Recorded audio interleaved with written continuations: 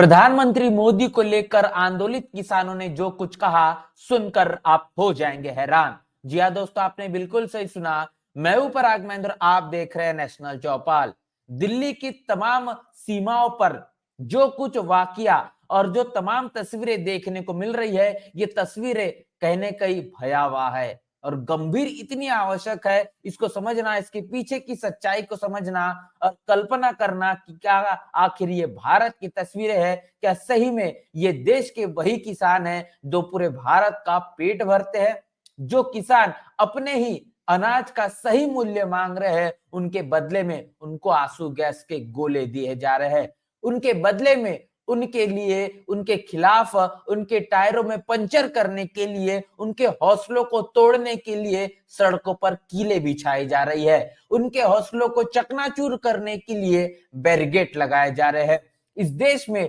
लोकतंत्र को धराशायी करने के लिए लगातार बड़े पैमाने पर प्रशासन का गलत उपयोग किया जा रहा है और ये सब कुछ हो रहा है इसी भारत में। आप कल्पना नहीं कर सकते कि जिस तरीके से दिल्ली के तमाम जो बॉर्डर है, जहां पर शंभू बॉर्डर हो जाए, टिकरी बॉर्डर हो जाए और इसी के साथ साथ तमाम बॉर्डर जो दिल्ली और हरियाणा से सटे हुए हैं, उन तमाम बॉर्डर से जहां पर दिल्ली में प्रवेश किया जाता है, वहां पर सील कर दिया गया है। लगातार किसान आंदोलित है, वो चाह रहे हैं कि तमाम जो उनकी मांगे है वो मांगे उनकी स्वीकार कर ले। लेकिन जिस तरीके से 3 काले कानून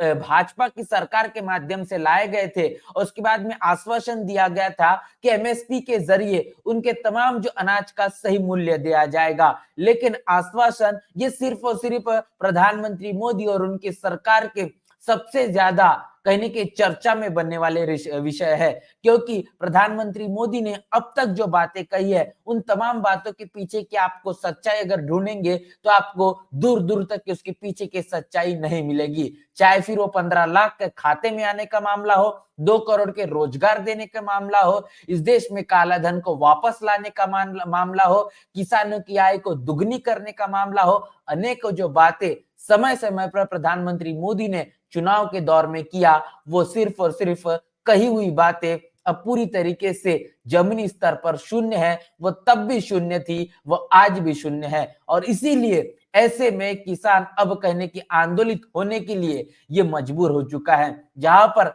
तमाम तरीके से लगातार उनके ऊपर में जो अत्याचार किया जा रहा है, जो आंसू गैस के गोले चलाए जा रहे हैं, जिस तरीके से उनको तकलीफें दी जा रही है, उनके इस आंदोलन को रोकने की पूरी पूरी कोशिश की जा रही है। ऐसे में किसान कहने के अनेकों प्रकार की प्रतिक्रिया देने के लिए मजबूर हो चुके हैं। जहां पर ये किसान कह रहे हैं कि हम माओवादी नहीं है, हम इसी देश के नागरिक है। हमें अपनी मांगों को लेकर हम दिल्ली कूच कर रहे हैं। हम उस गूंगी बहरी सरकार तक अपनी मांगों को पहुंचाना चाहते हैं, जो कि इतने बड़े पैमाने पर हम जिस तरीके से आज रोड रास्तों पर आने के लिए मजबूर हो चुके हैं, उसके बावजूद भी हमारे मांगों को लेकर सही मायने में संज्ञान नहीं लिया जा रहा है। और ये तमाम बातें लगातार जो किसान आंदोलित है, इस आंदोलन के जरिए सोशल मीडिया के माध्यम से तमाम तरीके से जो पत्रकार उनके पास पहुंच रहे हैं, जो सोशल मीडिया के तमाम जो चैनल्स उनके पास में पहुंच रहे हैं, उनके पास में अपनी बातों को बयां करने का लगातार काम किया जा रहा है। और आप इस बात को समझने के लिए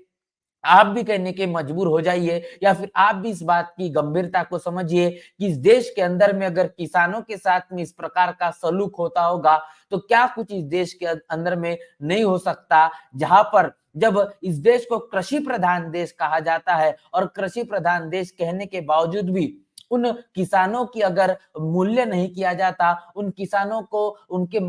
अनुसार, उनके अनाज के अनुसार उनको अगर मूल्य नहीं दिया जा रहा है, उनके साथ में ज्यादती की जा रही है, उनके साथ अन्य अत्याचार हो रहा है, तो ये आवश्यक है कि इस देश का प्रत्येक नागरिक, इस देश की प्रत्येक व्यक्ति इस बात को सोचने समझने के लिए मजबूर हो जाए, सोचने समझना शुरू कर दे कि आखिर इस देश की जो बीजेपी की सरकार वो चाहती क्या है। तमाम तरीके से लगातार तानाशाह वाला रवैया देश के अंदर में है, लोकतंत्र को चकनाचूर करने का लगातार मसला चल रहा है और ऐसे में जो आंदोलित किसान है वो फिर एक बार रोडों, रस्तों और सड़कों पर आ चुके हैं। जहां पर पंजाब हो, उत्तर प्रदेश हो, हरियाणा हो, तमाम प्रदेशों के जो किसान हैं वो गांव, कस्बों और इलाकों से अपने अपने घरों से निकलकर अब दिल्ली कूच करने के लिए मजबूर हो चुके हैं और चाहते हैं कि उनकी जो मांगे है, जो एमएसपी को लागू कर दिया जाए, तमाम तरीके से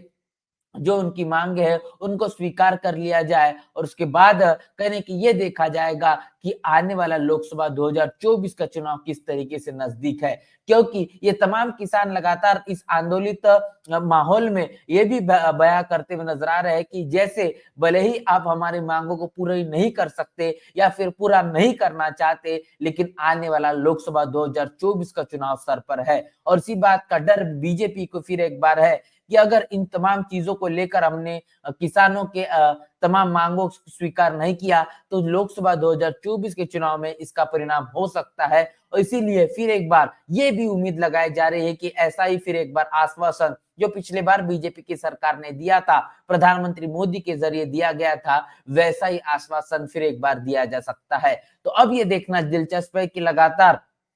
किसान ये कहने के लिए मजबूर है कि जो आंसू गैस के गोले चलाए जा रहे हैं, तमाम तरीके से पानी की जो बौछारें की जा रही है और इसके साथ साथ रोड रास्तों पर जो कीले बिछाई जा रही है, ये चीजें अगर की जा रही है, इतनी अगर फोर्स लगाई जाती है, इससे बेहतर ये है कि हमारी मांगों को सुन लिया जाए और उनको स्वीकार कर लिया जाए। हम इसी देश के नागरिक है, हम तो सिर्फ आंदोलन करना चाहते हैं, लेकिन सलूक हमारे साथ इस प्रकार हो रहा है कि हम माओवादी है। इस पूरी तरीके से जो बयान जो किसानों के जरिए लगातार होता हुआ नजर आया, इसको लेकर आपकी क्या राय है, प्रतिक्रिया क्या है और देश में चलने वाले इस किसान आंदोलन को लेकर आपकी क्या सोच है, वो लिखकर हमें कमेंट बॉक्स में जरूर बताएं। बने रहे नेशनल चौपाल के साथ, मिलते नए वीडियो में, तब तक के लिए जय भीम, जय भारत।